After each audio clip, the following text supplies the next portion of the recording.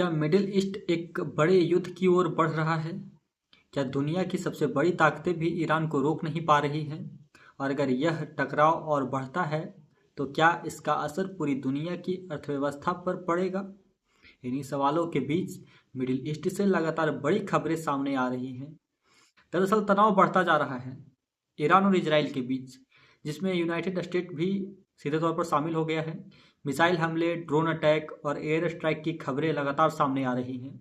America के जो राष्ट्रपति हैं डोनाल्ड ट्रंप, उन्होंने दावा किया है कि ईरान के सबसे महत्वपूर्ण तेल निर्यात केंद्रों में से एक खार्ग आइलैंड को निशाना बनाया गया है। यह वही जगह है जहां से ईरान का बड़ा हिस्सा तेल दुनिया के अलग अलग देशों में भेजा जाता है। अगर इस तेल केंद्र को बड़ा नुकसान हुआ है तो इसका असर सिर्फ ईरान पर ही नहीं बल्कि पूरी दुनिया के तेल बाजार पर पड़ सकता है। इसी वजह से अंतर्राष्ट्रीय बाजार में कच्चे तेल की कीमतों में हलचल देखने को मिल रही है। इस बीच एक और बड़ी खबर सामने आई है। संयुक्त अरब अमीरात से दुबई के अंतर्राष्ट्रीय हवाई अड्डे के पास ड्रोन हमला होने की खबरें सामने आई है। इस घटना के बाद सुरक्षा एजेंसियों को अलर्ट पर रखा गया है और कुछ समय के लिए कई फ्लाइट्स को रोकना पड़ा।